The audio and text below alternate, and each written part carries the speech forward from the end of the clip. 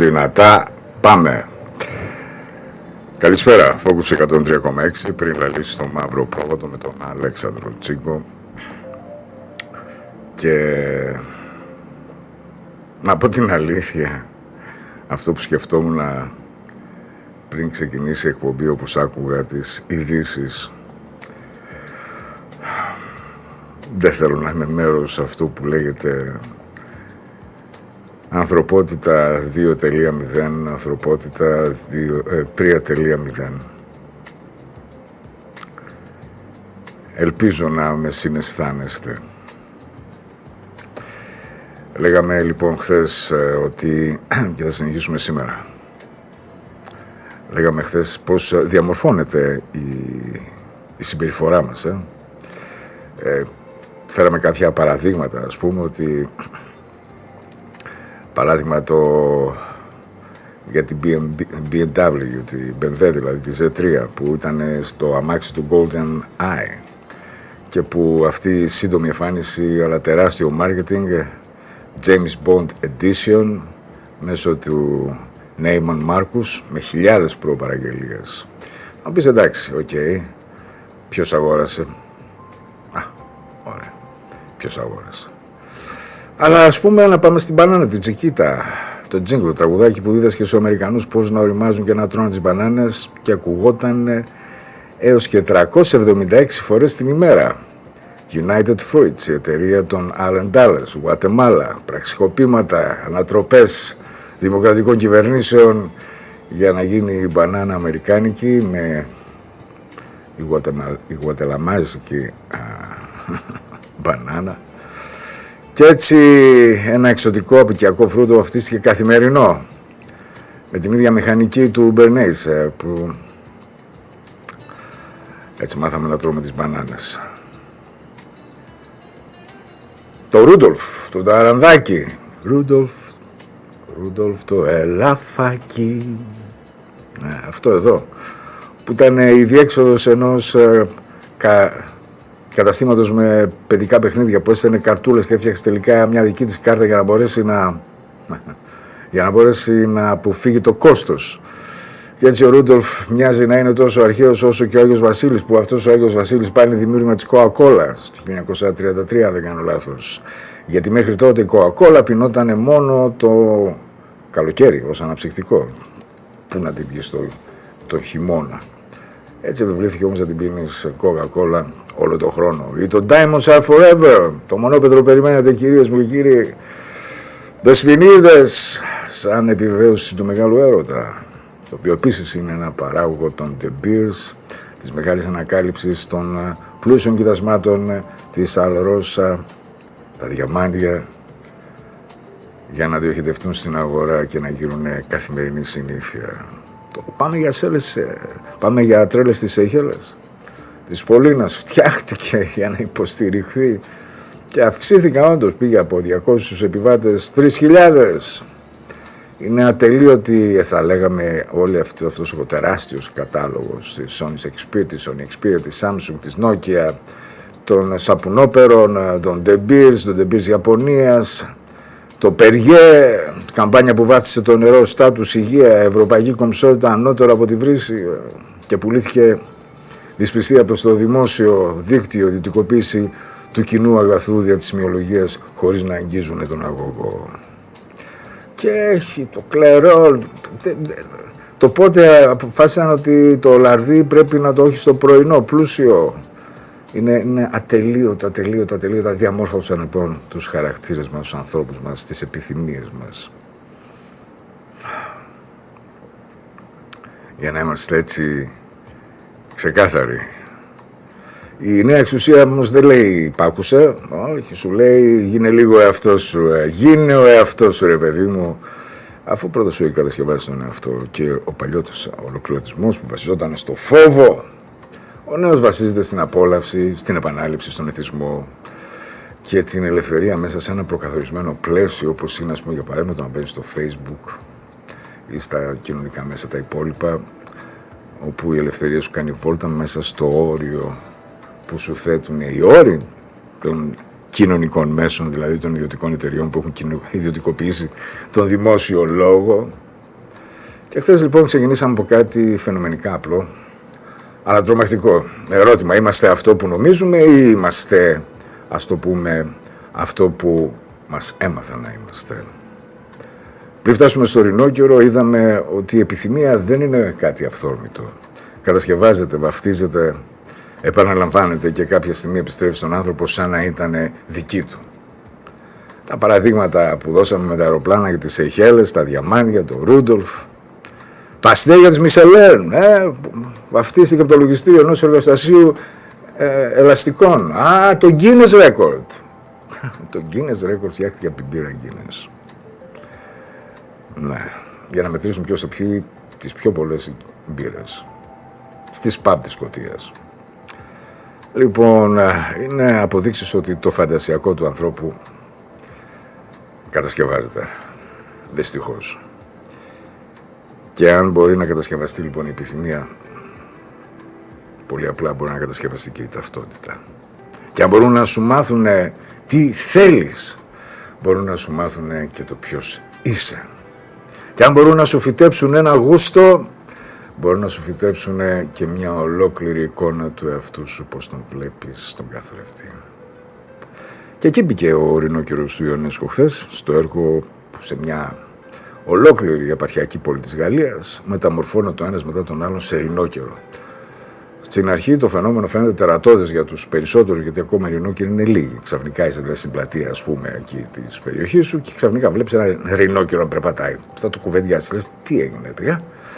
Όταν ξαφνικά όμως ο ένας μετά τον άλλο μεταξύ σας γίνεστε ειρηνόκεροι, τότε αυτό πάβει να είναι η εξαίρεση, γίνεται ο κανόνας και αν αρχίζει να αναρωτιέται αυτός που μένει τελευταίος μόνος, σαν τον Μπερενζέ, ο τελευταίος άνθρωπος που ανήταν να παραδοθεί, ότι τελικά αυτό που ήταν κανόνας έχει γίνει εξαίρεση και αυτό που ήταν εξαίρεση έγινε κανόνας.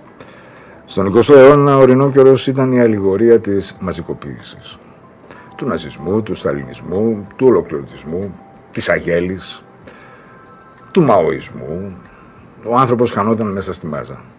Μέσα στη στολή, μέσα στο σύνθημα, μέσα στον κοινό χαιρετισμό, μέσα στην ενιαία κραυγή και βέβαια μέσα στην ιερή αποστολή, είτε της άριας φυλής για πλήρη κατάκτηση του κόσμου, είτε της κατάκτησης μιας αταξικής κοινωνίας μέσα από τον κομμουνισμό.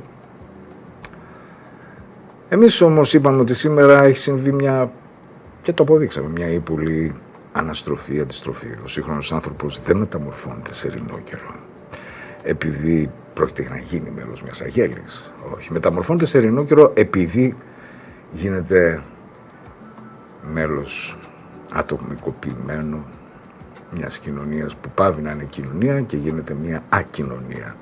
Δηλαδή μαθαίνει να αποκόπτεται από τους δεσμούς στην οικογένεια, τη γειτονιά, την κοινότητα, το παρελθόν, την υποχρέωση, τη συνέχεια, την ιστορική μνήμη. Αυτό είναι που συμβαίνει γύρω μας δηλαδή και απλούστατα υπάρχει αυτή η γενιά στο ενδιάμεσο που ταλαιπωρείται και βασανίζεται μέσα στους καινούριους όρους. Γιατί οι επόμενοι θα είναι συνηθισμένοι σε όλα αυτά. Ο παλιός ολοκληρωτισμός σου λέγε γίνε ίδιος με όλους. Ο νέος ολοκληρωτισμός σου λέει γίνε μοναδικός όπως όλοι. Έτσι γεννιέται ο μαζικός ατομικισμός. Όλοι αυθεντικοί με τον ίδιο τρόπο. Όλοι διαφορετικοί με τα ίδια εργαλεία. Όλοι θεραπευμένοι με το ίδιο λεξιλόγιο. Όλοι με τα ωριά τους, με τις κόκκινες σημαίες, την αυτοφροντίδα, το τραύμα, είμαστε όλοι τραυματισμένοι. Η τοξικότητα, οι τοξικοί γονείς, τοξικός σύζυγος, τοξική σύζυγος, να κάνουμε ταξίδια θεραπείας, όλοι μοναδικοί με την ίδια αισθητική, την ίδια γλώσσα, τις ίδιες εφαρμογές, τις ίδιες αγωνίες και την ίδια αποστασιοποίηση. Και εκεί εμφανίζεται το πιο επικίνδυνο σημείο. Ο σύγχρονος ειρηνόκερος δεν μοιάζει άγριος, δεν έχει κέρατα φανερά. Είναι ευγενικός, είναι καλλιεργημένος, είναι ευαίσθητος, είναι ενημερωμένος, είναι θεραπευμένος. Μιλάει για συναισθήματα, για όρια, για αυτογνωσία. Personal training. Αυτοβελτίωση. Όμως όταν ο άλλος χρειαστεί πραγματική αφοσίωση, όταν ο δεσμός ζητήσει θυσία, όταν η μάνα γεράσει, όταν ο αδερφός πέσει, όταν ο σύντροφος χρειαστεί υπομονή, όταν η σχέση γίνεται βαριά, τότε φέρονται τα κέρατα. τωρινό καιρό. Τότε η γλώσσα της αυτοπροστασίας έρχεται μπροστά και γίνεται το εργαλείο της εγκατάλειψης με πλήρη μη ενοχικό περιεχόμενο. Τότε η αυτοφροντίδα γίνεται άδεια απουσίας. Μπορώ να απουσιάσω γιατί έχω να με αυτοφροντίσω.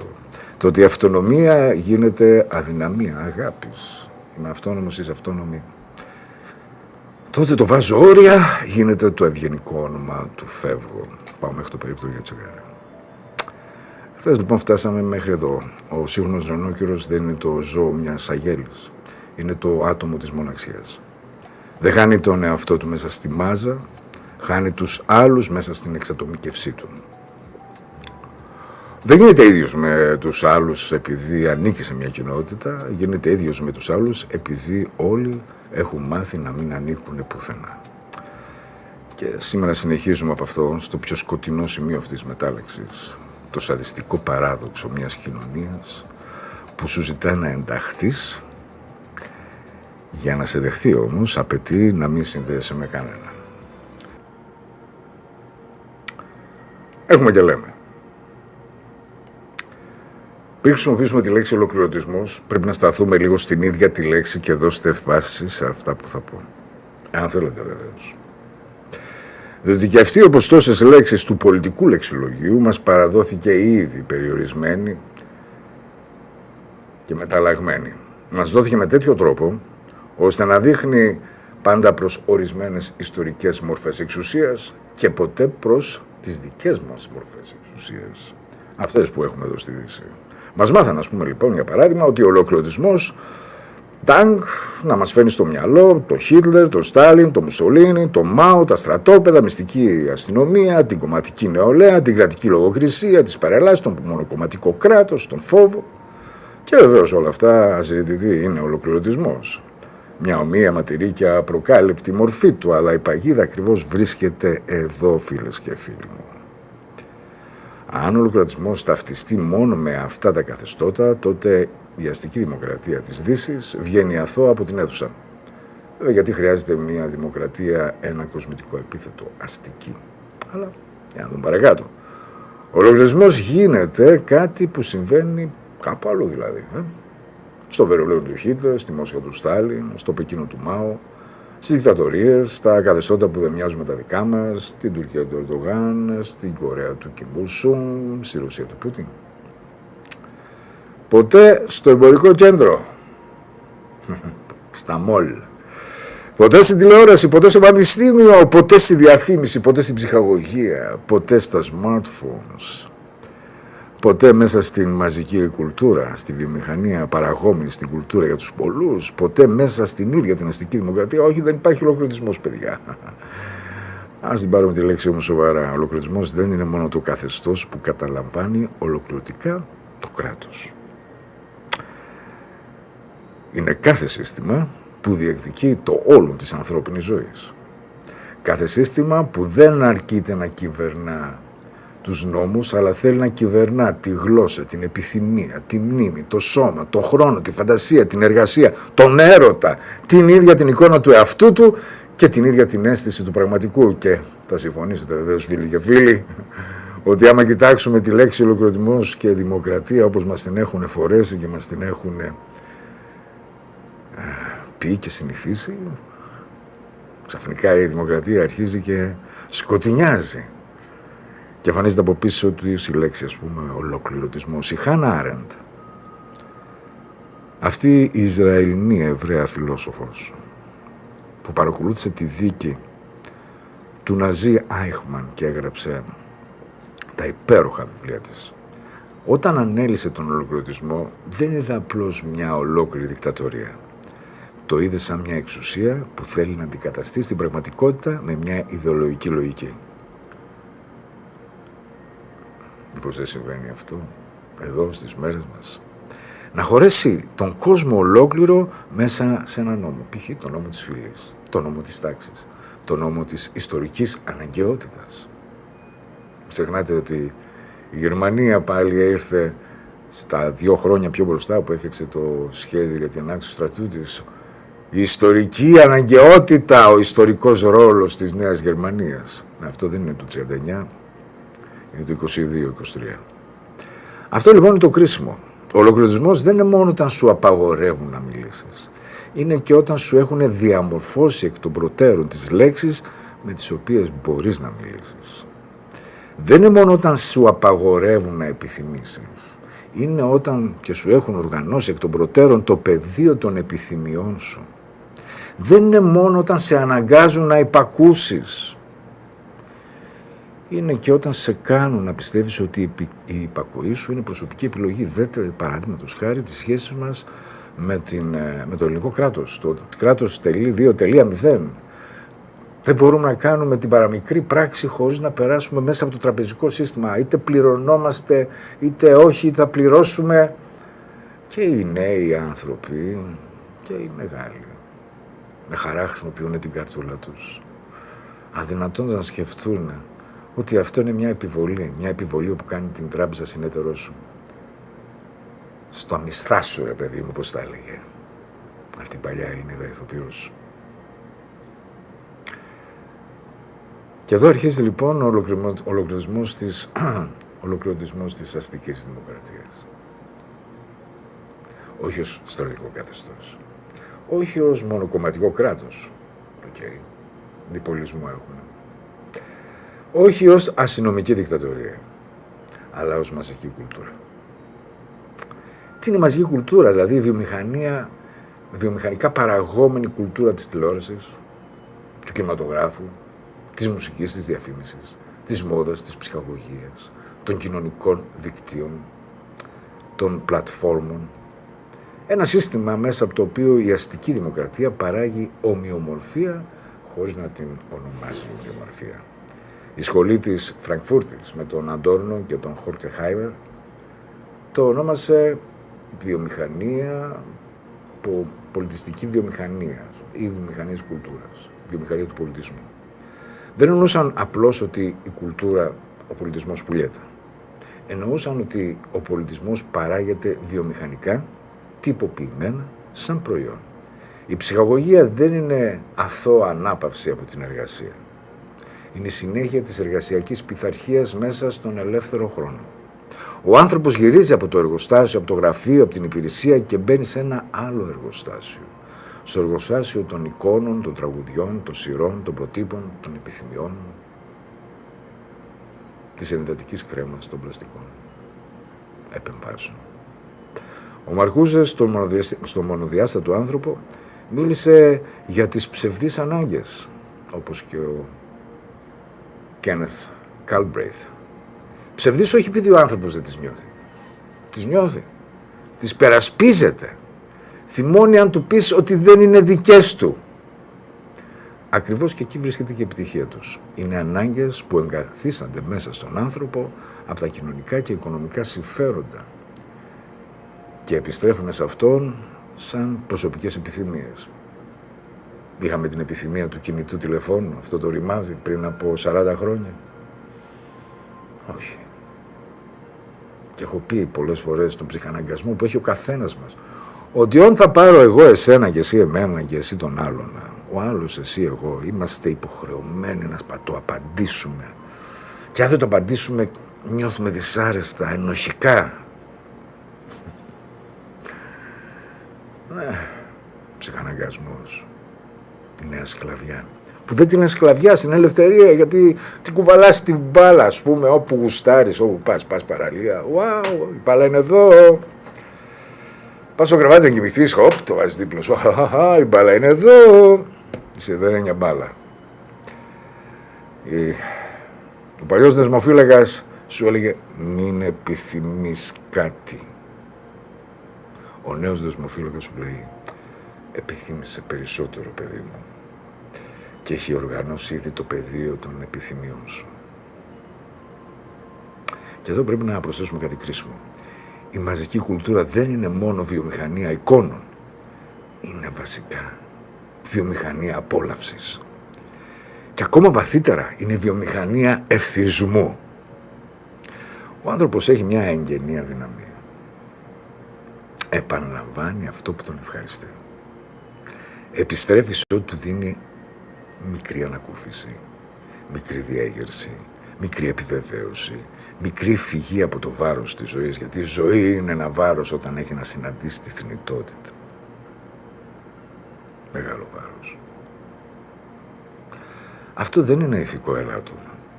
Είναι η ανθρώπινη ατελής κατασκευή μας.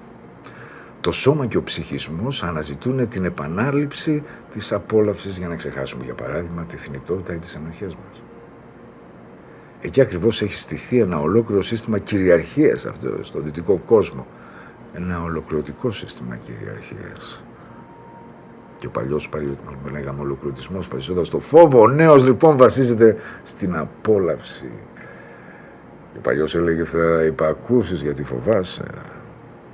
Δεν θες να πας σε κανένα γκούλαγκ ή σε ένα ξερονήσι εξορία. Ο νέος λέει θα επιστρέφεις μόνος σου εκεί που σου έχω θέσει.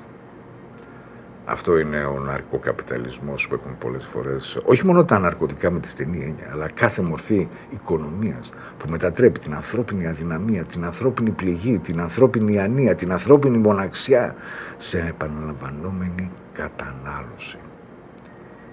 Για τους πιο αντίθασους βέβαια υπάρχει η χημική εκδοχή, ουσίες, ναρκωτικά, φαρμακευτική καταστολή, ψυχοφάρμακα, ψυχότροπα φάρμακα, αντικαταθλιπτικά, αντιψυχωτικά, αγχολητικά, ηρεμιστικά, μια πληθώρα που στην προσφέρει η βιομηχανία άφθονα για να αντέξεις στην εποχή σου, τις μέρες σου, τους χρόνους σου, το βάρος της ημέρας, της ζωής σου.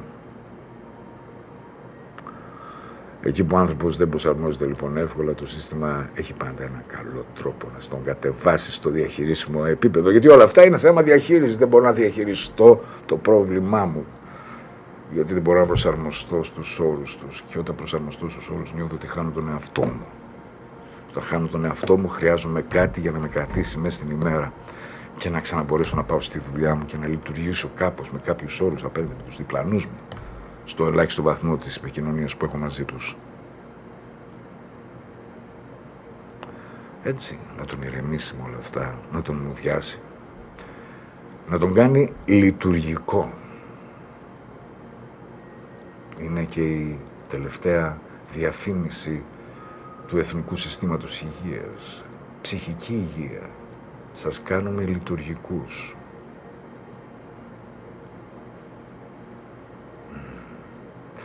Σας κάνουμε λειτουργικούς, δεν σας κάνουμε ελεύθερους, δεν σας κάνουμε υγιείς. Σας κάνουμε ξανά λειτουργικούς. Για τους υπόλοιπους, για τη μεγάλη μάζα των πιο εύκολα ελεγχόμενων, υπάρχει ο κόσμος του θεάματος και της μίμησης. Η μόδα, το lifestyle, το εμπορικό πρότυπο, η αυτοωρεοποίηση, οι πλαστικές επεμβάσεις, το γυμναστήριο ως νέος ναός εικόνας, το σώμα ως έργο βελτίωσης, το πρόσωπο ως επένδυση, η νεότητα ως υποχρέωση. Να ξεχαστούμε από αυτό το βρωμιάρι το θάνατο. Η οθόνη ως κραθρέφτης, το like, η ψηφιακή επιδοκιμασία, η μικρή δόση κοινωνικής αναγνώρισης ότι δεν πήγε στράφη, για παράδειγμα, αυτό που έκανα σήμερα, εδώ που είμαστε. Ο άνθρωπος δεν μιμείται μόνο επειδή είναι ανόητος. Μιμείται γιατί η μίμηση μειώνει το φόβο του αποκλεισμού. Αν φοράω ό,τι φορούν οι άλλοι, αν μιλώ όπως μιλούν οι άλλοι, αν ποθώ ό,τι ποθούν οι άλλοι, αν δείχνω το σώμα μου όπως το δείχνουν οι άλλοι, αν βελτιώνομαι όπως βελτιώνονται οι άλλοι, τότε δεν κινδυνεύω να μείνω απ' έξω. Και η μίμηση είναι ένα κοινωνικό αναισθητικό μέσα σε μια ακοινωνία. Αυτό που λέμε ακοινώνητος. Αλλά μόνο που λέω, που δεν μιλάμε για τον άνθρωπο, μιλάμε για μας, για το σύνολό μας. Τα ποσοστά δεν πρέπει να διαβάσουν χονδροειδώς. Παράνομα ναρκωτικά, εικόνα στην Ευρώπη δείχνει το πρώτο κανάλι της χημικής φυγής. Στο ευρωπαϊκό ρεπόρτ για τα ναρκωτικά του 2026, η χρήση κάναβης στο τελευταίο καιρό στους νέους, 15 έως 34 είναι 15%. Στους 15 με 28 φτάνει στο 18%. Η σχεδόν καθημερινή χρήση κάναβης, ένα μεγάλο ποσοστό στους ενήλικες. Αυτό δεν είναι απλώς παραβατικότητα, όπως καταλαβαίνετε. Είναι ο κοινωνικός δείχτης φυγής από μια πραγματικότητα που πολλοί δεν έχουν τη χαραμάδα για να διαφύγουν και δεν αντέχουν χωρίς αυτή τη χαραμάδα. Κοκαίνη. Εκατομμύρια άνθρωποι κάνουν χρήση κάθε χρόνο. Όχι μόνο μούδιασμα, αλλά διέγερση. Όχι μόνο φυγή από τον πόνο, αλλά επιτάχυση του εαυτού να αντέξει την κοινωνία της απόδοσης. Ψυχική διαταραχή στην Ελλάδα το 27%. Χρήση ναρκωτικών στην Ελλάδα 7 με 8%. Οι υπόλοιποι αρκούμαστε στα άλλα μικρά, τα ναρκωτικά της ομορφιάς μας. Τα ψυχότροπα, μελέτη της Bayer. Οπότε, τα κοινωνικά μέσα λοιπόν είναι το δικό μας ψυχότροπο. Τα ρεμιστικά, τα υπνοτικά, τα Z-drugs, τα μη βενζοδιαζεπινικά υπνοτικά. Δεν πρόκειται λοιπόν για ηθική καταγγελία κατά των ανθρώπων που δεν κοιμούνται. Πρόκειται για την έδειξη, παράδειγμα, ότι η αϊπνία, η αγωνία, η υπερένταση, η αδυναμία ανάπαυσης γίνεται το σταθερό πεδίο στόχευσης της φαρμακοβιομηχανίας που έρχεται να στη ρυθμίσει. Και φυσικά πάψεις να είσαι ο εαυτός σου. Πάψεις να είσαι εσύ. Ακόμα και αυτός που σου φτιάξανε να νομίζεις ότι είσαι. Και μετά έχουμε το shopping therapy. Η αγορά ως θεραπευτική παρηγοριά για τους υπόλοιπους, γραμμή ανάμεσα στη μικρή ανακούφιση και στον εθισμό. Φέρετε καθαρά, γιατί η μετανάλυση για την καταναγκαστική αγοραστική συμπεριφορά εκτίμησε ότι τεράστιο ποσοστό των ενηλίκων, με ψηλά ποσοστά στις φοιτητές, στις γυναίκες. Η αγορά δεν είναι πολλά απλώς προϊόντα, μικρές δόσεις ρύθμισης στην διάθεση ή της διάθεσης. Τα κοινωνικά μέσα λοιπόν, λογική ακόμα πιο προχωρημένη, δεν αγοράζεις αναγκαστικά κάτι. Πληρώνεις μόνο χρόνο, προσοχή, δεδομένα, την προσωπική σου εικόνα. Η οικονομία δεν περιμένει πλέον μόνο το ευρώ σου. Θέλει την προσοχή σου, συμπεριφορά σου, την επανάληψή σου, τα δεδομένα σου. Και η βιομηχανία απόλαυσης γίνεται βιομηχανία εθισμού, χωρίς να χρειάζεται καμία άλλη ουσία πέρα από την ψηφιακή ουσία που σε κάνει να είσαι χρήστης. Η ουσία γίνεται το ίδιο το περιβάλλον. Η κοινωνία της ψυχοθεραπείας δεν λειτουργεί μόνο στο γραφείο του θεραπευτή. Λειτουργεί μέσα στην αγορά. Εκεί που κάθε στεναχώρια μετατρέπεται σε προτινόμενη αγορά. Κάθε άγχος σε υπηρεσία. Κάθε αίσθηση ανεπάρκειας σε ένα πρόγραμμα. Να βάλω μια τάξη επιτέλους, να νιώσω επαρκής. Κάθε μοναξιά σε μια συνδρομή. Να πληρώσω μια συνδρομή, μπας και πάψω να νιώσω μόνος μου. Κάθε αποτυχία σε σεμινάριο αυτοβελτίωσης. Και η θεραπευτική παρηγοριά είναι η πιο τίμια ονομασία της εποχής. Δεν κρύβει καν τι λέει. Και τι κάνει. Λέει στον άνθρωπο, πονάς, αγόρασε. Έχεις άγχος, αγόρασε. Χώρισες, αγόρασε. Δεν αισθάνεσαι όμορφος, αγόρασε. Σώμα, ρούχο, κρέμα, επέμβαση, διατροφή, πρόγραμμα. Δεν ξέρεις ποιος είσαι, αγόρασε μια ταυτότητα. Μπορείς να φτιάξεις οτιδήποτε ως ταυτότητα στο διαδίκτυο. Να παρουσιαστείς όπως θέλεις. Αυτό που δεν είσαι. Αυτό που είσαι, να κρύψεις αυτό που είσαι και αυτό που δεν είσαι. Έτσι η ψυχοθεραπευτική κοινωνία, η καταναλωτική κοινωνία συναντιούνται και γίνονται ένα πάρα πολύ ωραίο μέρος. Η μία σου λέει ότι πρέπει να δουλέψεις με τον εαυτό σου για να γίνεις εντάξει, η άλλη σου πουλά τα εργαλεία αυτής της δούλεψης, η μία σου λέει έχεις τραύμα, η άλλη σου πουλά αισθητική εμπειρία, σώμα, ταξίδι, πρόγραμμα, εφαρμογή, καταφύγιο, coaching, καθοδήγηση αυτοβελτίωσης, ενσυνειδητότητα, ενσυναίσθηση. Δεν υπήρχε σαν λέξη όταν ήμουν εγώ νεαρός. Ποια είναι συναίσθηση. Άμα έχει συναίσθηση αυτός τι λέει τώρα, δεν την έχει. Καταλαβαίνει τι λέει. Ευεξία. Και το αποτέλεσμα είναι τρομακτικό. Η αγορά δεν πουλάει απλώς απόλαυση. Πουλά θεραπευμένη απόλαυση. Δεν πουλάει απλώς προϊόντα, πουλάει αποδείξεις ότι φροντίζεις τον εαυτό σου. Έτσι ακόμα και ο εθισμός αποκτά ηθικό πρόσημο. Δεν καταναλώνω επειδή με κυβερνάει η αγορά, καταναλώνω επειδή είμαι σε αυτοφροντίδα. Ο Ντεμπόρ στην κοινωνία του θεάματος έδειξε το επόμενο στάδιο. Το θέαμα δεν θα είναι απλώς εικόνες. Θα είναι μια κοινωνική σχέση ανάμεσα στους ανθρώπους, διαμεσολαβωμένη από εικόνες. Σας θυμίζει τίποτα αυτό? Διαμεσολάβηση μέσω εικόνων. Και τώρα αυτή τη στιγμή, για όσους φίλους είναι και φίλες είναι στο YouTube, είναι μια διαμεσολάβηση εικόνων. Δεν σχετιζόμαστε άμεσα ο ένας με τον άλλον, σχετιζόμαστε μέσα από εικόνες, από ρόλους, από προφίλ, από εμπορεύματα, από αφηγήσεις. Δεν ζω απλώς. Παρουσιάζω ότι ζω. Δεν αγαπώ απλώς. Παρουσιάζω την εικόνα του ανθρώπου που αγαπά. Δεν υπάρχω απλώς. Διαχειρίζομαι, ρε παιδιά, την ορατότητά μου. Έτσι κι αλλιώς, μια εικόνα βλέπετε, μια φωνή ακούτε. Πού να ξέρετε, για παράδειγμα, τι είναι πραγματικά ο Αλέξανδρος Τσίγκος? Μπορεί να μην είναι αυτό που είναι, ή να είναι αυτό που δεν βλέπετε, ή να είναι ένας ρινόκερος. Προτιμώ να είμαι ρινόκερος. Ο Μποντιγκάρ το πήγε ακόμα πιο μακριά. Δεν καταναλώνουμε, λέει, κυρίως αντικείμενα, σημεία καταναλώνουμε, δηλαδή σύμβολα κοινωνικής σημασίας. Το αντικείμενο δεν αξίζει μόνο για τη χρήση του. Αξίζει για το τι λέει για μένα. Τα παπούτσια, το κινητό, το αυτοκίνητο, το ρούχο, το ταξίδι, η αισθητική, το σπίτι, το σώμα. Όλα είναι μία γλώσσα. Η αγορά γίνεται λεξιλόγιο με το οποίο ο άνθρωπος μιλά για τον εαυτό του. Και ο Φουκώ θα το περιέγραφε μέσα από την κυβερνητικότητα. Δηλαδή τον τρόπο με τον οποίο η εξουσία δεν κυβερνά μόνο με νόμους και απαγορεύσεις, για να έρθουμε στο θέμα του ολοκληρωτισμού, αλλά διαμορφώνοντας τις συμπεριφορές, τις κανονικότητες. Νέα κανονικότητα! Θυμηθείτε την κανονικότητα προ-COVID και τη νέα κανονικότητα. Στατιστικές, κινδύνους, υγειονομικά πρότυπα, οικονομικές επιλογές και τρόπους ζωής.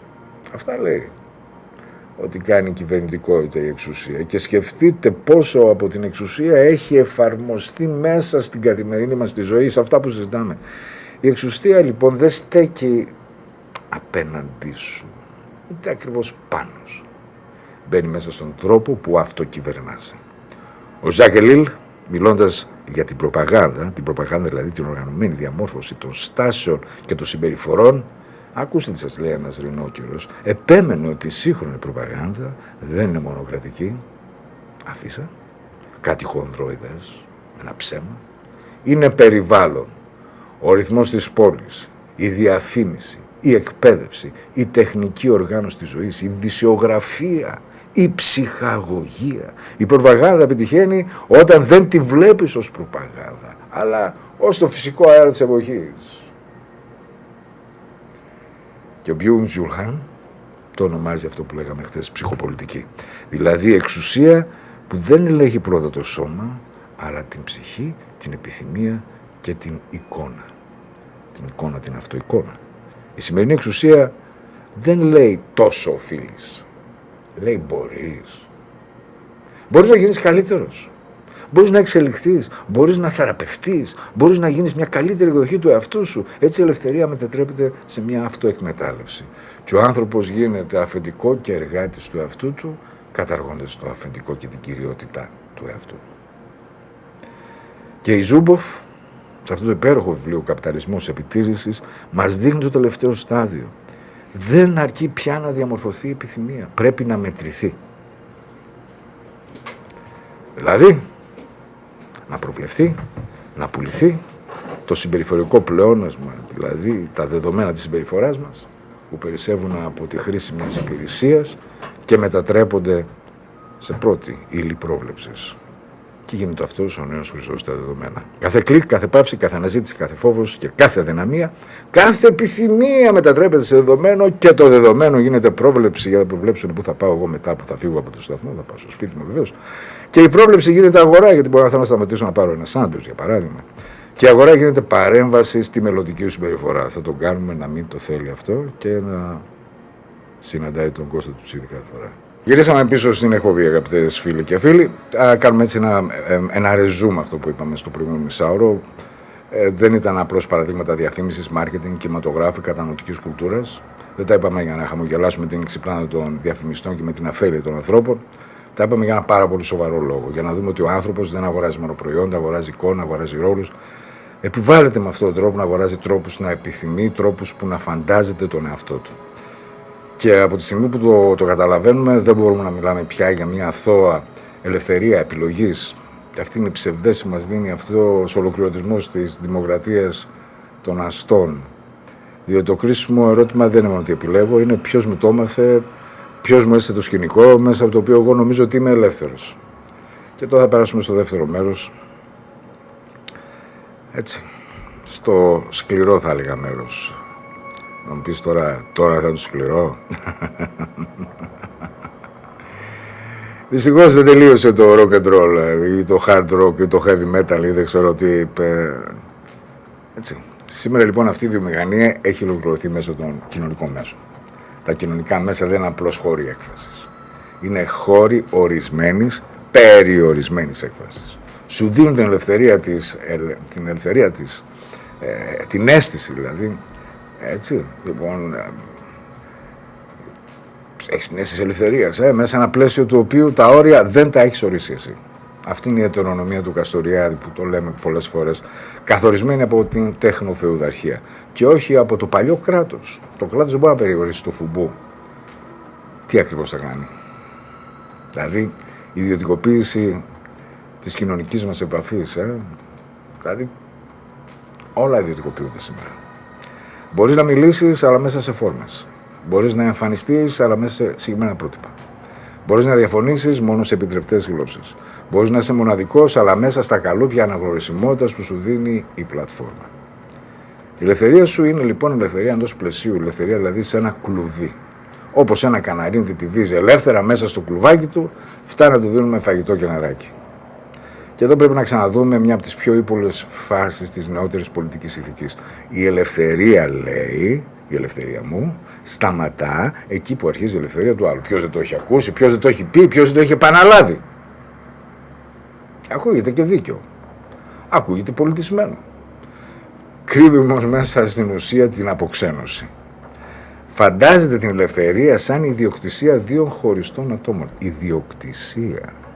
Ορίζει δηλαδή την ελευθερία με όρους ιδιοκτησίας, χωραφιών, οικειών, κτήσεων. Δηλαδή είναι μια ελευθερία, αυτό που λέμε τόσο, η ελευθερία στη δικιά σου σταματά εκεί που αρχίζει η δικιά μου. Είναι λοιπόν μια έννοια ελευθερίας αποδεσμευμένη από την πολιτική της έννοια. Περιορισμένη μέσα στο ενοχικό δίκαιο. Εδώ τελειώνω εγώ, εκεί αρχίζεις εσύ. Μην ακουμπάς, μην σ' ακουμπώ, ο καθένας μέχρι εκεί που φτάνει η περίφραξή του. Αυτή είναι η ελευθερία του φιλελεύθερου ατόμου. Η ελευθερία ως απόσταση. Η ελευθερία ως περίφραξη. Η ελευθερία ως δικαίωμα να μην εμπλέκομαι. Και μέσα σε αυτή τη λογική, δείτε, ο εκμεταλλευτής μπορεί να λέει, έχω κι εγώ την ελευθερία μου.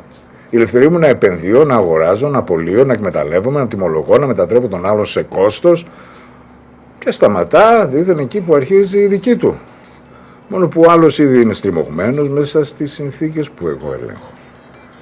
Και έτσι η εκμετάλλευση συνδέεται με νέες διαστάσεις της λέξης ηθικής που δεν είχε πριν. Και αν συνδέεται με την ηθική στο νέο της περιεχόμενο, αυτομάτως συνδέεται και με το δίκαιο όλη αυτή η διαστροφή. Τη μέγιστη των αρετών κατά τον Αριστοτέλη. Και άμα συνδέεται με το δίκαιο, επανασυνδέεται με την πολιτεία και το συνανίκη. Τόσο διαστραμμένα και πλήρως μη αναγνωρίσιμα, που μας καθιστά, ειδικά με στους Έλληνες σχιζοφρενείς, ανάμεσα στο τι είναι και στο τι δεν είναι ή το μη είναι. Η αληθινή ελευθερία δεν είναι αυτό. Η ελευθερία δεν λέει απλώς η δική μου σταματά εκεί που αρχίζει η δική σου. Λέει κάτι πιο δύσκολο. Η δική μου ελευθερία τελειώνει εκεί που τελειώνει και η δική σου. Αν δεν είσαι εσύ ελεύθερος δηλαδή, ούτε εγώ είμαι πραγματικά ελεύθερος. Αν η δική σου ζωή είναι εχμαλωτισμένη στην ανάγκη, στο φόβο, στο χρέος, στην εκμετάλλευση, στην αμορφωσιά, στη μοναξιά, τότε η δική μου ελευθερία είναι προνόμιο μέσα σε μια κοινή φυλακή. Ελευθερία δεν είναι να περιφράσω τον εαυτό μου τον άλλον. Είναι να λαμβάνω την ευθύνη για το κοινό πεδίο μέσα από το οποίο μπορούμε να υπάρξουμε και οι δύο ελεύθεροι. Ή και οι δύο θα είμαστε ελεύθεροι ή κανένας. Αυτό είναι το συνανίκη. Όχι η διάλυση του εαυτού μέσα στη μάζα. Όχι η υποταγή στο σύνολο. αλλά η αναγνώριση ότι η ελευθερία δεν είναι ένα ατομικό οικόπεδο. Είναι ο κοινός μας αέρας. Αν δηληταριστεί για τον έναν, δηλητηριάζεται για τους άλλους. Εννοείται. Και εδώ πια ο ολοκληρωτισμός αλλάζει ιστορική μορφή. Ο παλιός ολοκληρωτισμός ήθελε λοιπόν τον άνθρωπο στρατιώτη. Ο ολοκληρωτισμός της αστικής δημοκρατίας τον θέλει καταναλωτή. Ο ολοκληρωτισμός της τεχνοφεουδαρχίας τον θέλει δεδομένα, data. Και δεδομένο λοιπόν. Έτσι, για να αποκαλύψουμε λιγάκι τη σχέση μεταξύ της λέξης data, τα δεδομένα, και του ανθρώπου που ορίζεται πλέον δεδομένος γιατί είναι μετρήσιμος και προβλέψιμος. Οι ίδιες οι λέξεις μας, όταν τις φέρνουμε στην ελληνική μας γλώσσα, μας αποκαλύπτουν τις πραγματικές σχέσεις των πραγμάτων και τις πραγματικές σχέσεις μεταξύ ημών και του ωραίου ψηφιακού κόσμου. Ο παλιός ολοκληρωτισμός λοιπόν έλεγε θα είσαι αυτό που διατάσσω. Ο ολοκληρισμός της μαζικής κουλτούρας λέει θα είσαι αυτό που επιθυμείς αφού πρώτα σου έχω φτιάξει την επιθυμία, και ο ολοκληρισμός της πλατφόρμας λέει θα είσαι αυτό που προβλέπω αφού πρώτα έχω οργανώσει το περιβάλλον μέσα στο οποίο θα μπορείς να επιλέξεις το πώς θα δράσεις, τι θα πεις. Αυτά τα χωρίς εγώ. Με αυτή την έννοια μαζική κουλτούρα υπήρξε και είναι πλέον ο ολοκληρωτισμός της αστικής δημοκρατίας. Όχι με μπότες, με εικόνες. Θυμηθείτε τι λέγαμε χθες. Λέγαμε για τον Walter Lippmann στο έργο του Κοινή Γνώμη του 1922. Παρατήρησε ότι ο σύγχρονος πολίτης δεν ζει στον κόσμο, αλλά σε ένα ψευδοπεριβάλλον, το Matrix. Σε εικόνες μέσα στο κεφάλι του που του τις προμηθεύουν οι άλλοι. Εγώ για παράδειγμα σας έχω προμηθεύσει μια εικόνα μου. Δεν σας έχω προμηθεύσει τον εαυτό μου. Αυτό που βλέπετε είναι μια εικόνα μου. Η εικόνα μου την ώρα που κάνω την εκπομπή, για παράδειγμα. Ή αυτό που ακούτε είναι η φωνή μου. Δεν σας προμηθεύω τον εαυτό μου. Και τι λέει παρακάτω, λέει. Ο κόσμος είναι πολύ μεγάλος πια, πολύ σύνθετος, πολύ μακρινός για να ελέγξει με άμεση εμπειρία τα πράγματα. Άρα ζούμε από δεύτερο χέρι. Και όποιος ελέγχει την προμήθεια των εικόνων, κυβερνά. Ο Λίμπμαν έδωσε στη διαδικασία το όνομά της, ή την κατασκευή της συνένεσης, αυτό που ονομάμε κοινωνική συνένεση. Και προειδοποίησε ότι με τα νέα μέσα η κατασκευή αυτή θα γινόταν τεχνική, επάγγελμα και βιομηχανία. Παλιός ολοκληρωτισμός σου έλεγε όχι με τη μυστική αστυνομία. Τώρα στο λέει με τη διαφήμιση. Σε κατευθύνει, σε προγραμματίζει. Παλιά σου έλεγε όχι με στρατόπεδα, θα πας στα γκούλα, ξέρω εγώ, ξερονίσια. Τώρα πού σε περιορίζει? Στα τηλεοπτικά κανάλια, στις εκπομπές των πρωινάδικων, τις ανοησίες που ακούς. Πώς σκέψω να ακούς όλη τη μέρα ανοησίες, ανοητεύεις και ο ίδιος. Παλιά, ο παλιός ολοκληρωτισμός με έλεγε όχι, στο απαγορεύω. Τώρα σου λέει, σου διαμορφώνω την επιθυμία. Παλιά σου λέγε λογοκρισία. Τώρα σου δίνει υπερπαραγωγή θορύβου. Ακόμα κι εγώ συμμετέχω στην παραγωγή ενός θορύβου. Ακούστε τον θόρυβο έξω. Σου λέγε όχι, δεν επιτρέπεται παλιά στον ολοκληρωτισμό. Τώρα του λέει όλοι το θέλουν. Και αυτό είναι το δυσκολότερο για να αντιμετωπιστεί. Ο άνθρωπος που φοβάται το δικτάτορα ξέρει ότι φοβάται.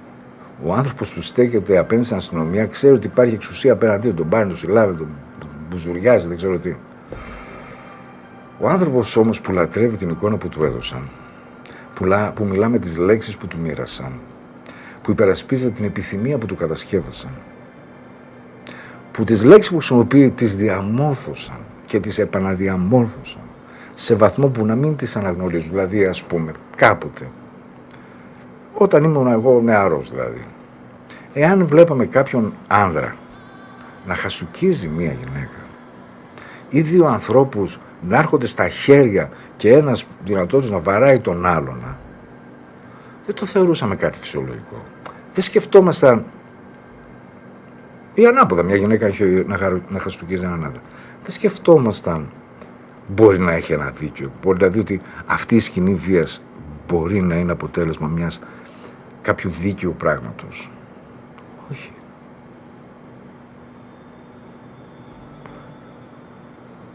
παρεμβαίναμε κατευθείαν. Δεν τους αφήναμε και γελούσαμε. Λοιπόν, όταν μιλάς λοιπόν τις λέξεις όπως τις έχουν διαμορφώσει, που υπερασπίζεις την επιθυμία που σου κατασκεύασαν, την εικόνα σου. Σκεφτείτε πόσο δύσκολο είναι να θέλει κάποιος σήμερα να αλλάξει την εικόνα του. Απέναντι σε αυτό που συνήθισε ότι είναι το ταιριαστό με το Facebook, με τα φίλτρα, ας πούμε, κτλ. Που πιστεύει ότι η συμμόρφωσή του τελικά είναι η αυθεντικότητά του. Τον έμαθαν. Έγινε πετσίπια. Δεν ξέρει πια ότι υπακούει. Νομίζω ότι είναι ο εαυτός του. Νομίζετε ότι είστε ο εαυτός σας. Γι' αυτό ξεκίνησα αυτή την εκπομπή χθες. Εγώ είμαι ένας ρενόκερος και εσείς δεν είστε αυτό που νομίζετε. Αν είναι αυτό που σας έφτιαξαν οι άλλοι να νομίζετε. Ένας μηχανισμός. Όπου οι άλλοι, ένας μηχανισμός συγκεκριμένος. Και αυτή είναι η μεγαλύτερη επιτυχία του νέου ολοκληρωτισμού. Να μην εμφανίζεται ως καταναγκασμός, αλλά ως ελευθερία. Αφού λοιπόν ξεκαθαρίσαμε τη λέξη ολοκληρωτισμός, αφού είδαμε ότι δεν αφορά μόνο τα ιστορικά καθεστώτα του 20ου αιώνα, αλλά και τη μαζική κουλτούρα, τη βιομηχανία της απόλαυσης και τον εθισμό, ας συνεχίσουμε λιγάκι στο άτομο της μοναξιάς. Και εδώ αρχίζει το σκοτεινό κεφάλαιο που ξεκινήσαμε χθες κάποια στιγμή, το σαδιστικό παράδοξο. Διότι η εποχή δεν σου ζητάει απλώς να μείνεις μόνος, σου ζητάει να αποδείξεις τη μοναξιά σου ως ωριμότητα, δεν σου αφαιρεί απλώς τους δεσμούς, σου λέει η απώλειά τους είναι ελευθερία. Χώρισα με τη γυναίκα μου, πω είμαι ελεύθερος. Μπορεί και τι να πω. Δεν σε καταλείπει απλώς στην αγορά, σου λέει τώρα είσαι επιτέλους αυτόνομος. Πάμε λοιπόν να δούμε. Στον 20ο αιώνα λοιπόν ο ολοκληρωτισμός εμφανίστηκε με αυτό το πράγμα που είπαμε. Το σαδιστικό παράδοξο της εποχής μας, η κοινωνία ζητά από τον άνθρωπο να ενταχθεί σε αυτήν, αποδεικνύοντας ότι δεν ανήκει σε αυτήν. Για να είσαι όριμος πρέπει να σταθείς μόνος, για να είσαι ελεύθερος πρέπει να μην εξαρτάσαι, για να είσαι αυτόνομος πρέπει να μην χρειάζεται σε μια απόλυτη αντίφαση και αντίκρουση με το τι στην πραγματικότητα είναι ο άνθρωπος. Για να είσαι υγιής πρέπει να αποκόβεσαι από ό,τι σε πονά. Πρώτα λοιπόν σε οδηγεί στην αποκοπή και μετά σου πουλά και τη θεραπεία για την πληγή της αποκοπής. Δεν μιλάμε πια για την ψυχολογία μόνο, μιλάμε για πολιτική, μιλάμε για οικονομία, μιλάμε για εξουσία, μιλάμε για την πιο βαθιά μετάλλαξη του ανθρώπου στην νεότερη ιστορία. Η οικογένεια δεν υπήρξε πάντα παράδεισος. Πολλές φορές μπορεί να υπήρξε φυλάκη. Μπορεί να υπήρξε χώρος πειθαρχίας, πατριαρχίας, μητριαρχίας, ντροπής, καταπίεσης, εκβιασμού, κοινωνικής υποκρισίας. Όμως δεν έγινε φυλακή, όπως έχουμε πει και άλλες φορές, επειδή ο δεσμός είναι φυλακή από τη φύση του. Έγινε φυλακή επειδή κάθε σύστημα εξουσίας παίρνει τις ανθρώπινες μορφές σχέσεων και τις μετατρέπει σε μηχανισμούς ελέγχου. Η θεοδαρχία ήθελε την οικογένεια ως μονάδα γης, αίματος, κληρονομιάς και υποταγής. Η βιομηχανική κοινωνία ήθελε ως μηχανισμό αναπαραγωγής του εργάτη. Ο εξαντλημένος πατέρας, η μάνα δεμένη με την οικιακή εργασία, τα παιδιά εκπαιδευμένα στην υπακοή, το σπίτι μικρό εργοστάσιο πειθαρχίας. Η αστική ηθική, πατώντας πάνω στο προτεσταντικό καπιταλισμό, έκανε την εργασία θρησκεία, την επιτυχία απόδειξη αξίας, τη φτώχεια ηθική αποτυχία και τον άνθρωπο λογιστική μονάδα με αξία ανάλογη με το περιεχόμενο της τσέπης του. Άρα ναι, η οικογένεια παραμορφώθηκε. Αλλά το κρίσιμο είναι ποιος την παραμόρφωσε. Γιατί δεν την παραμόρφωσε η μητέρα που αγαπούσε πολύ. Δεν την παραμόρφωσε ο πατέρας επειδή κουβαλούσε τη δική του σκληρότητα. Δεν την παραμόρφωσε η γιαγιά που ήθελε να δει. Έλεγε Αλεκάκι, έλα να φας. Μια φορά θυμάμαι εκεί στην Τούμπα πριν γίνει όλο αυτό τώρα το οποίο υπάρχει. Ήταν τα δέντρα, δεν τα βάζανε, δεν ήταν πεζοδρομημένα ή να πήγαν πλάκες και τα λοιπά. Όχι. Φτιάχναν μεγάλες λακκούβες. Εκεί που υπήρχε το δέντρο ήταν γύρω-γύρω μια λακκούβα το είχαν. Και αυτό έβγαζε χόρτα και έτσι. Μικρούλες ήμουνα φαντάζομαι, γιατί είχα καταφέρει και είχα κουλουρεστεί με σκοτάδι, δεν υπήρχαν φώτα έτσι και τα λοιπά. Και είχα κουλουρεστεί εκεί μέσα, σε μια απόσταση 1 μέτρου περνάει η γιαγιά μου και φώναζε Αλεκάκι! Λοιπόν, 10 η ώρα το βράδυ να γυρίσω πίσω να φάω. Λοιπόν, και γελούσα εγώ, κρυμμένος εκεί. Λοιπόν, τι παραμόρφωσε, λοιπόν, παραμόρφωσε ένα σύστημα που ήθελε το δεσμό να υπηρετεί την παραγωγή, την πειθαρχία, την ιδιοκτησία, τη σιωπή, την κληρονομιά, την ταξική συνέχεια. Και έτσι ήρθε η δεύτερη απάτη. Το ίδιο σύστημα που είχε κάνει την οικογένεια φυλακή εμφανίστηκε ως απελευθερωτής από την οικογένεια. Σου φταίει η μάνα, σου φταίει ο πατέρας, σου φταίει η συγγένεια, σου φταίει η δέσμευση, σου φταίει το καθήκον, σου φταίει το παλιό το σπίτι, σου φταίει η μνήμη, φταίει η πόλη που κοβαλάς μέσα σου, φταίνε οι σχέσεις. Δεν σου είπε ότι εκείνο που έχει ήδη δηλητηριάσει τις σχέσεις, δεν σου είπε ότι πρώτα φόρτωσε την οικογένεια μια εξουσία, οικονομικό άγχος, ταξική ντροπή, ανδρική βία, γυναική αθυσία, θρησκευτική ενοχή, κοινωνική επιτήρηση.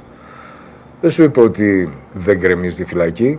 Γκρέμισε και την τελευταία δυνατότητα να ανήκει κάπου χωρίς τιμολόγιο. Και έτσι γεννήθηκε η νέα φυλακή με τη λέξη, όχι υπακοή, αλλά με τη λέξη ελευθερία. Ότι όχι με τη λέξη πειθαρχία, αλλά με τη λέξη αυτονομία. Όχι με τη λέξη υποταγή, αλλά με τη λέξη επιλογή. Μόνο που ήδη είχαν αλλάξει και το περιεχόμενο των λέξεων. Η ελευθερία δεν σημαίνει πια να συμμετέχεις ισότιμα στην κοινή ζωή. Δεν σημαίνει να αποφασίζεις μαζί με άλλους τους όρους της ύπαρξής σου. Δεν σημαίνει να έχεις πολιτεία, δήμο, σχέση, ευθύνη και αξιοπρέπεια. Σημαίνει να μπορείς να καταναλώνεις χωρίς εσωτερικό φραγμό. Να αλλάζεις προφίλ, σύντροφο, δουλειά, πόλη, ταυτότητα, αισθητική, σώμα, επιθυμία, αρκεί να μην ακουμπήσεις τη δομή του συστήματος. Μπορείς να πεις ό,τι θέλεις, αρκεί να μην θίξεις την τράπεζα. Μπορείς να ζήσεις όπως θέλεις, αρκεί να πληρώνεις. Μπορείς να αμφισβητήσεις τον πατέρα σου, αρκεί να μην αμφισβητήσεις τον αλγόριθμο. Μπορείς να καταγγείλεις τη μάνα σου, αρκεί να μην δεις ποιος κερδίζει από τη μοναξιά σου. Μέσα σε αυτή τη νέα θεολογία η οικογένεια είναι εμπόδιο.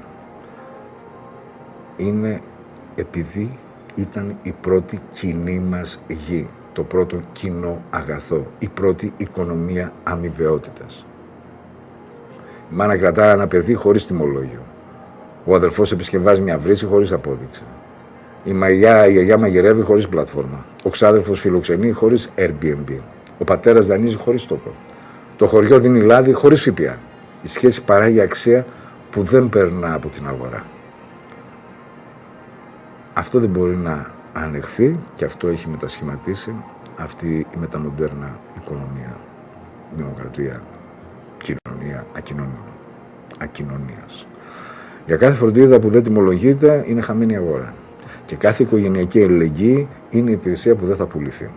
Και κάθε συγγενικός δεσμός είναι ένας πελάτης που χάθηκε. Και κάθε σπίτι που μοιράζεται ένα ενίκιο που δεν εισπράχθηκε. Κάθε τραπέζι οικογενειακό είναι ένα delivery που δεν παραγγέλθηκε. Αυτός είναι ο άνθρωπος, ο ιδανικός πελάτης. Να χρειάζεται σπίτι μόνος, θέρμαση μόνος, συνδρομές μόνος, ψυχοθεραπεία μόνος, delivery μόνος, γυμναστήριο μόνος, εφαρμογές γνωριμιών μόνος, συνδρομητική ροή περιεχομένου μόνος, Netflix, ξέρω εγώ τι, φροντίδα ηλικιωμένων από εταιρεία, φύλαξη παιδιών από εταιρεία, συμβουλή από τα chatbot, τις τεχνητές νοημοσύνες, παρέα από την πλατφόρμα, αναγνώριση από likes, ιδιωτικοποίηση του προσωπικού και της κοινωνικής πρόνοιας μέσω της ατομικοποίησης, της μαζικής ατομικοποίησης. Και κάθε λειτουργία που πριν εξεπλήρωνε η οικογένεια, η γειτονιά, η συγγένεια, η κοινότητα, τώρα την εκπληρώνει αποκλειστικά μόνο και υποχρεωτικά μία αγορά. Και κάθε αγορά χρειάζεται πρώτα να σε αποκόψει από εκείνον που θα σου έδινε κάτι δωρεάν. Και εδώ μπαίνει και η ψυχοθεραπευτική γλώσσα. Όχι ως θεραπεία των πραγματικά τραυματισμένων. Αυτοί υπάρχουν και χρειάζονται προστασία. Αλλά η ιδεολογία της γενικής αποκοπής. Ως λεξιλόγιο που μεταφράζεται κάθε δύσκολη σχέση σε πιθανή βλάβη. Κάθε εγωνική ατέλεια στο τραύμα. Κάθε συμβουλή σε έλεγχο. Κάθε οικογενειακή τριβή σε τοξικότητα. Κάθε υποχρέωση σε συναισθηματική εργασία. Και κάθε αφοσίωση στην συνεξάρτηση που λέγαμε και χθες. Και έτσι κόβεται και ο δεύτερος λόρος. Γιατί ο πρώτος λόρος κόβεται με την γέννηση. Και είναι το αναπόφευκτο τραύμα της ζωής όλων μας. Βγαίνεις από το σώμα που σε κράτησε και πρέπει να αναπνεύσεις μόνος σου. Σκέψου, την ασφάλεια του αμνιακού ασκού, παπ, έξω. Υπάρχει λοιπόν και ο δεύτερος λόρος. Ο λόρος της οικογένειας, της μνήμης, της συγγένειας, της γλώσσας, της πόλης, των νεκρών, των τραπεζιών, των παιδικών δωματίων, των αποτυχιών, των ονείρων που δεν έγιναν. των ανθρώπων που σε είδαν πριν γίνεις ο ρόλος. Αυτός είναι ο δεύτερος ρόλος και δεν είναι διακόσμηση. Είναι το δίχτυ που κρατά τον άνθρωπο από την πτώση του στο μηδέν. Αυτόν τον λόρο μας τον έχουν κόψει με χειρουργική ακρίβεια και όχι με μαχαίρι, αλλά με λέξεις όπως είναι η όρια, τοξικότητα, το τραύμα, η αυτοφροντίδα, η αποστασιοποίηση, η προσωπική εξέλιξη. Και εσύ δεν μιλάς με τη μανούλα σου, μιλάς με το chatbot. Δεν μιλάς με τον πατέρα σου, μιλάς με τον αλγόριθμο. Δεν μιλάς με τη γιαγιά σου, παρακολουθείς ένα βίντεο. Δεν τρως με τους δικούς σου, παραγγέλεις μόνος σου. Δεν ερωτεύεσαι μέσα στην κοινότητα των ανθρώπων. Σκρολάρεις πρόσωπα σαν κατάλογο προϊόντων και εσύ έχεις γίνει βεβαίως προϊόν. Και δεν έχεις γειτονιά. Έχεις feed, ανταπόκριση. Δεν έχεις μνήμη. Έχεις το cloud, το σύννεφο, το ψηφιακό. Και αυτό είναι το συμπέρασμα από την κοινωνία στην τεχνοφεουδαρχία. Και όταν αυτή η μοναξιά αρχίσει να γίνεται αφόρητη, όταν ο άνθρωπος που του είπαμε ότι είσαι ελεύθερος ανακαλύψει ότι είναι μόνος, χρεωμένος, επιτηρούμενος, νοικιασμένος, πλατφορμοποιημένος, τότε έρχεται και η τελευταία πολιτική παγίδα, η νοσταλγία της σκληρής εξουσίας.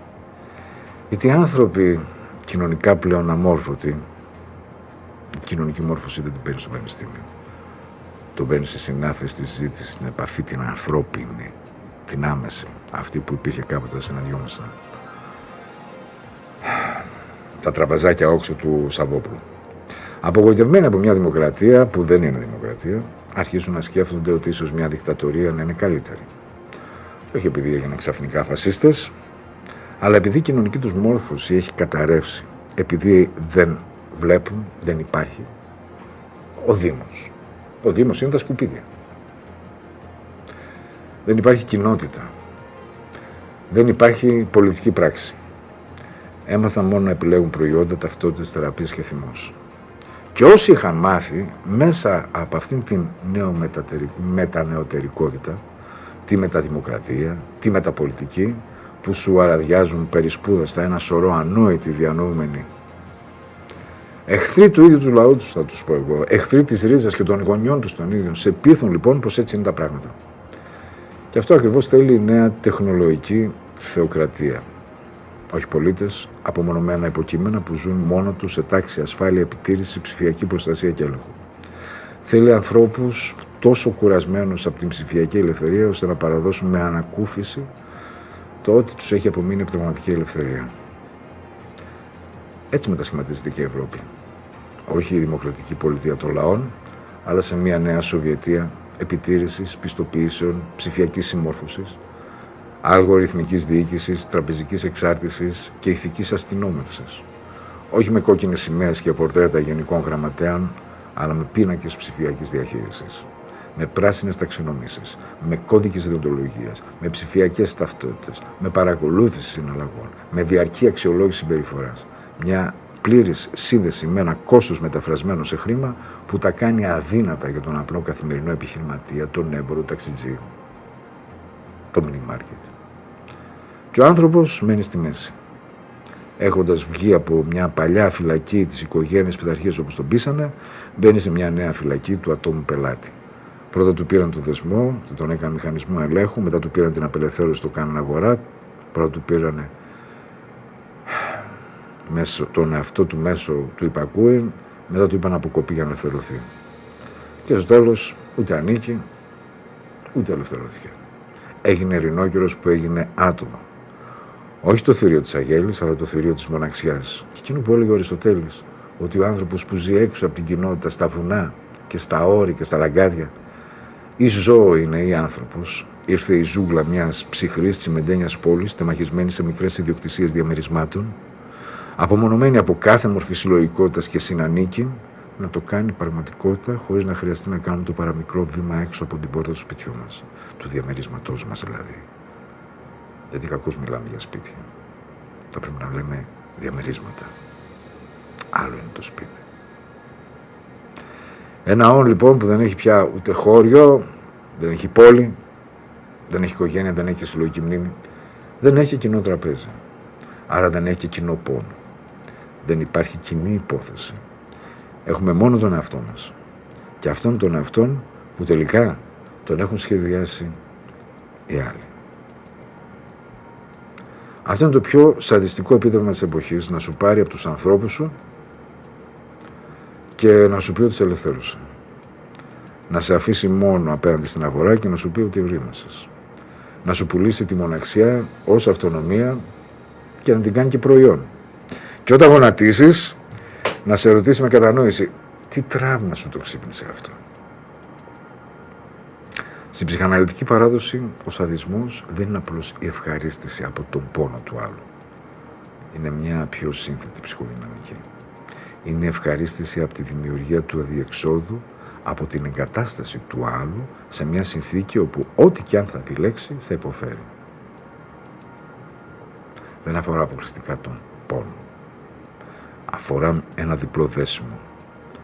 Το θύμα να μην έχει διέξοδο. Να γνωρίζει ότι κάθε πόρτα οδηγεί σε άλλη μορφή του ίδιου πόνου. Ή άλλο. Να μην μπορεί καν να αρνηθεί σε μια σαδιστική κοινωνία ότι η άρνηση είναι το σύστημα του σαδιστή. Η σωστή απάντηση είναι ότι όποια και αν δώσεις, έχεις νέα τιμωρία. Και στη σύγχρονη κοινωνία αυτή η στατιστική δομή, η σαδιστική δομή έχει μετατοπιστεί σε διαπροσωπικό συστημικό επίπεδο. Δεν χρειάζεται κανένας μεμονωμένος σαδιστής, η ίδια κοινωνική κατασκευή λειτουργεί σαδιστικά. Όμως η ίδια αυτή η εξατομίκευση που απαιτείται είναι εξορισμού, και αυτό είναι το καταπληκτικό της σύλληψης, η αδυναμία ένταξης. Όταν δεν έχεις δεσμούς, με ποιον να ενταχθείς. Και όταν δεν έχεις παρελθόν, ποια παράδοση να συνεχίσεις. Και όταν είσαι εξατομικευμένος, ποια κοινωνία να σε αναγνωρίσει. Είναι η τέλεια σαδιστική δομή. Ικανοποιεί τους όρους ένταξης και βρίσκεσαι μόνος. Αν δεν τους πληρώσεις, μένεις εκτός. Και στις δύο περιπτώσεις χάνεις.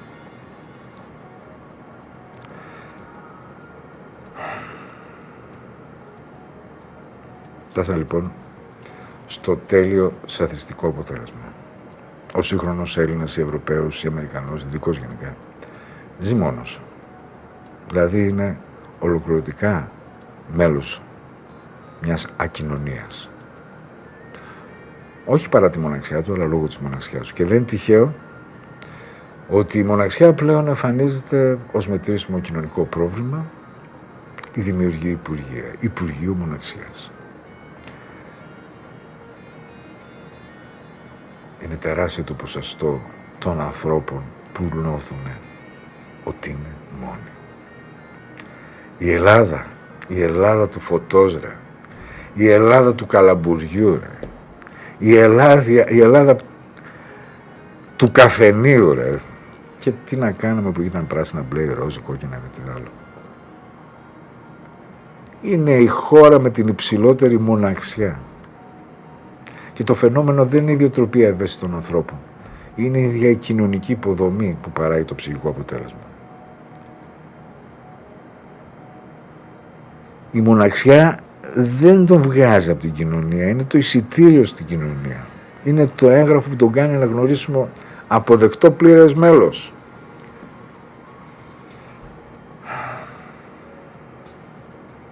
Σε αντίθεση, ο μόνος που λέει τώρα είμαι ανεξάρτητος, έχω βάλει όρια και έχω αυτονομία. Είναι σαρκαστικό παράδοξο. Ο σύγχρονος άνθρωπος, για να γίνει αποδεκτός ως μέλος μιας κοινωνίας, πρέπει να ζει σαν να μην ανήκει σε καμιά. Είναι το παγκόσμιο χωριό. Είναι το ευρωπαϊκό χωριό. Πρέπει να αποδείξει ότι μπορεί να επιβιώσει χωρίς δεσμούς και πρέπει να φορά τη μοναξιά του ως διαβατήριο. Και αυτή είναι η νέα μορφή ειρηνοκαιρισμού. Δεν γινόμαστε όλοι οι ίδιοι μέλη μιας αγέλης. Γινόμαστε όλοι οι ίδιοι ως απομονωμένοι. Δεν ψάχνουμε την προσωπικότητά μας μέσα στη μάζα, χάνουμε τη συλλογικότητά μας μέσα από την εξατομίκευση. Και τέλος, η σύγχρονη κοινωνία είναι ένα παιχνίδι, ένα κοπάδι από όντα που έχουν μάθει να μην συγκροτούν κοπάδι. Λέγαμε χθες ότι ο πρώτος εκβιασμός που συμβαίνει αυτό είναι ο γλωσσικός, η γλώσσα. Όλο το σύγχρονο ψυχοθεραπευτικό λεξιλόγιο που έχει κατασκευαστεί. Και αυτή η γλωσσική κατασκευή δεν είναι ουδέτερη. Είναι πολιτισμικά και πολιτικά φορτισμένη. Δεν χρειάζεται να έχει σχεδιαστεί κάπου έξω. Σχεδιάστηκε μέσα στην κοινωνία. Όποιος μιλάει αυτή τη γλώσσα εκπαιδεύεται σταδιακά να αξιολογεί και τις σχέσεις του με το συγκεκριμένο σύστημα και να το βρίσκει αποδεκτό. Ο νέος Έλληνας του 26 δεν έχει εναλλακτική γλώσσα. Στις σχολές ψυχολογίας, στις σχολές κοινωνικών επιστημών, στα κοινωνικά μέσα, στα βιβλία της αυτοβοήθειας, στις σειρές κτλ. Εκτίθεται διαρκώς αυτή τη ρητορική. Σε εκείνες τις σπάνιες στιγμές που θέλει να εκφραστεί διαφορετικά δεν έχει λέξεις. Δεν μπορεί να επικοινωνήσει. Τα παιδιά μπορούν να γράψουν ένα μήνυμα, δεν μπορούν να μιλήσουν στο τηλέφωνο ή δεν μπορούν να μιλήσουν. Μου θύμισε εκείνη τη διαφήμιση των Πριτζ, πώς λεγόταν, που τρώγανε τα πατατάκια σε μια παραλία και μιλούσαν σαν αρχάνθρωποι. Ναι. Πού να το πιστέψω αυτό πριν από 15-20 χρόνια, από 30, δεν ξέρω πόσο ήταν. Ότι αυτός ήταν ο στόχος. Ο δεύτερος είναι η οικονομία, μηχανισμός επιβολής. Η σύγχρονη οικονομία ζητά από το μέσο όρο να αποδείξει την ατομική του αυτοτέλεια σε συνθήκες που η αυτοτέλεια γίνεται ολοένα και ακριβότερη ή γίνεται αδύνατη. Η ιδεολογία επιμένει. Φύγε μόνος σου, στάσου μόνος σου, νίκιασε μόνος σου, κατανάλωσε μόνος σου, φρόντισε τον εαυτό σου κτλ. Όμως η αριθμητική της καθημερινότητας συχνά λέει κάτι τελείως διαφορετικό. Δεν αντέχεις να το σηκώσεις. Δεν αντέχεις το νίκιασμα. Δεν αντέχεις το να πληρώνεις delivery. Δεν αντέχεις να πληρώνεις ψυχοθεραπεία, γυμναστήριο, Netflix, ταξί, παιδιά, ξέρω εγώ, φροντίδα ηλικιωμένων. Και εδώ η αλληγορία πατάει στο έδαφος. Δεν μιλάμε για μια αφηρημένη ψυχική εντύπωση. Οι νέοι στην Ελλάδα δεινοπαθούν και οι ενήλικες επίσης. Κόστος στέγασης, 40% του εισοδήματος του μηνιαίου. Η διάλυση των δεσμών δεν απελευθερώνει μόνο τον άνθρωπο, απελευθερώνει και τις αγορές. Ό,τι πριν γινόταν ως χάρη, ως αλληλεγγύη και σε συγγένεια, ως γειτονική βοήθεια, ως οικογενειακή φροντίδα, τώρα πια τιμολογείται και θα πρέπει να τα πληρώσεις όλα. Για να πληρώσεις την θεωρητική σου αυτονομία θα πρέπει να πεινάσεις. Θα πρέπει να στερηθείς. Σαδιστικό, Ο τρίτος μηχανισμός είναι βέβαια οι αλγόριθμοι, το κοινωνικό μέσο. Έχουν σχεδιαστεί ώστε να μεγιστοποιούν τον χρόνο που δαπανά ο χρήστης αυτές. Και για να το πετύχουν, προωθούν περιεχόμενο που τον εμπλέκει συναισθηματικά. Από όλα τα είδη του συναισθηματικού, εμπλεκτικού θα λέγαμε, περιεχομένου. Βίντεο για το ένα, βίντεο για ναρκιστικούς, βίντεο για τοξικούς, βίντεο για τους ανθρώπους που βάζουν όρια, βίντεο για red flags, βίντεο για αυθεντικότητα. Όλη η ροή ενισχύει συστηματικά την ψυχοθεραπευτική κανονικότητα. Όταν ένα νέος βλέπει δεκάδες, εκατοντάδες μικρά βίντεο μέσα στην ημέρα και ένα σημαντικό ποσοστό αυτό αφορά το τραύμα, τα όρια, τις κόκκινες ημέρες και όλα αυτά εδώ, στο τέλος του μήνα έχει υιοθετήσει το λεξιλόγιο. Στο τέλος του χρόνου έχει εσωτερικεύσει τον τρόπο της ζωής. Και βεβαίως η εκπαίδευση της νομιμοποίησης, η εκπαίδευση στα πανεπιστήμια, σχολές ψυχολογίας, κοινωνιολογίας, ανθρωπολογίας, παιδαγωγικής. Κυριαρχεί η ψυχοθεραπευτική κοσμοθεωρία ως γλώσσα ερμηνείας του ανθρώπου. Οι μαθητές διδάσκονται του Φρόιντ, του Βίκολ, την Άλις Μίλλερ, του Βάντερ Κόλκ, διδάσκονται τα στάδια του τραύματος, του τύπου δέσμου, τα όρια της αυτοφροντίδας, του δεσίματος, του τραύματος, αλλά διδάσκω λιγότερο όσον αφορά τα κοινωνικά αίτια της δυσφορίας. Λιγότερο η οικονομική αποστέρηση, διάλυση γειτονιάς, την εργασιακή ανασφάλεια, την απώλεια του κοινού χρόνου. Όταν φοιτητές γίνονται ψυχοθεραπευτές, η κοινωνική λειτουργία, η παιδαγωγή, οι σύμβουλοι μεταφέρουν στους πελάτες τους, μαθητές τους αυτήν την κοσμοθεωρία. Και έτσι η ιδεολογία της εξατομίκευσης γίνεται πλέον κρατική, νόμιμη και επιστημονικά πιστοποιημένη. Και ο πέμπτος μηχανισμός είναι το δίκαιο. Στη Δύση, τα τελευταία 50 χρόνια, το οικογενειακό δίκαιο έχει μεταμορφωθεί ώστε να διευκολύνει τη διάλυση των οικογενειακών δεσμών. Τα διαζύγια έχουν γίνει εύκολα, η συμβολαιοποίηση των γάμων και συντρόφων έχει υποκαταστήσει τους σκεφτικούς γάμους, τα σύμφωνα συμβίωσης έχουν γίνει νομική κατηγορία, η έννοια της κληρονομικής μετάβασης έχει περιοριστεί. Σουηδία, Δανία, Γερμανία, σε λίγο και στην Ελλάδα. Παράλληλα, αυξάνονται οι νόμοι προστασίας ατομικών δικαιωμάτων κατά της οικογένειας. Τα παιδιά μπορούν να καταγγείλουν τους γονείς για λεκτική κακοποίηση. Οι σύζυγοι μπορούν να καταγγείλουν για ψυχολογική βία. Όλοι μπορούν να κρατήσουν τις αποστάσεις. Η ίδια η έννοια της οικογενειακής δέσμευσης έχει νομικά αποδυναμωθεί. Αυτές οι αλλαγές, που όλες βρίσκονται σε ένα τρομερά υπερβολικό περιεχόμενο, έχουν συνολικά μετατοπίσει την ισορροπία προς ακόμα μεγαλύτερη εξατομίκευση. Και το άτομο έχει πια μια νομική προστασία από την ίδια την οικογένεια. Η οικογένεια δεν έχει καμιά νομική προστασία από το άτομο. Είναι μια ασύμμετρη ισορροπία. Στο έργο του Ιονέσκο, ο Μπερανζέ αντιτίθεται και αντιστέκεται σε μια φράση «Δεν παραδίνομαι», αφού προσπάθησε βέβαια να γίνει και αυτός ρινόκερος. Είναι εύκολο να την πεις, δύσκολο να τη ζήσεις. Διότι η αντίσταση στον ρινοκερισμό σημαίνει να μείνεις άνθρωπος όταν όλοι έχουν γίνει ρινόκεροι. Σημαίνει να μείνεις στις σχέσεις όταν όλοι έχουν αποστασιοποιηθεί. Σημαίνει να φροντίσεις την οικογένειά σου όταν όλοι έχουν βάλει τα όρια τους. Σημαίνει να αρνείσαι τη γλώσσα της εξατομίκευσης όταν είναι η μοναδική γλώσσα που μιλιέται. Είναι μια θέση μειονότητας. Θα σε χαρακτηρίσουν αναχρονιστικό, παραδοσιακό, καταπιεστικό, ανώριμο. Θα σου πούνε ότι δεν έχεις διαβάσει αρκετά. Θα σου εξηγήσουν ότι είναι ψυχικά ανθυγιεινό να επενδύεις τόσο στις οικογενειακές σου σχέσεις. Θα σε ρωτήσω αν έχεις ψυχοθεραπευτή. Σε αυτή τη συνθήκη ο σύγχρονος Μπερανζέ χρειάζεται περισσότερα εργαλεία από τον αρχικό. Την ενημέρωση, τη συντήρηση των δεσμών, την γλωσσική αντίσταση, την αντίσταση της γλώσσας, γιατί η γλώσσα είναι σκέψη, την αντίστασή μας στην ετυμολογία των λέξεων, γιατί αυτές μας δείχνουν πραγματικά τον δρόμο. Το να αποδεχτούμε ότι η ζωή είναι δύσκολη.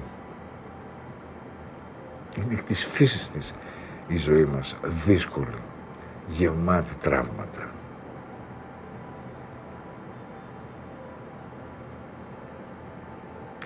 Είναι αληθινή.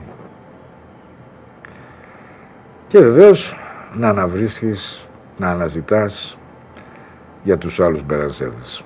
Γιατί δεν είσαι μόνος, σε κάθε γενιά υπάρχουν άνθρωποι που αρνούνται την κυρίαρχη παραδοχή. 5, 10%, 15% του πληθυσμού. Αυτή είναι η αλήθεια. Λίγοι, αλλά όχι αδιόρατοι ή αόρατοι.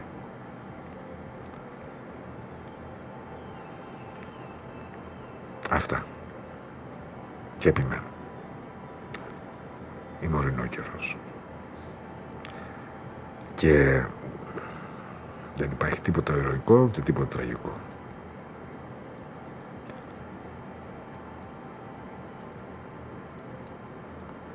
Και όλοι είμαστε, όχι αυτό που νομίζουμε, αλλά αυτό που επιθύμησαν και μας έφτιαξαν να είμαστε. Αυτά, φίλες και φίλοι.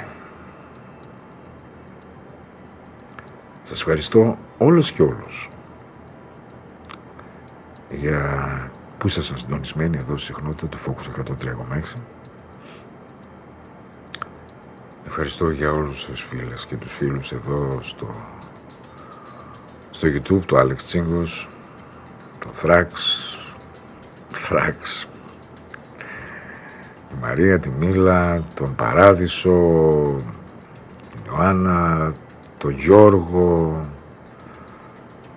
την Ελένη, την Αντωνία, όλους, την Νεκταρία σήμερα που ουσίαζε. Όλους τέλος πάντων. Σας ευχαριστώ.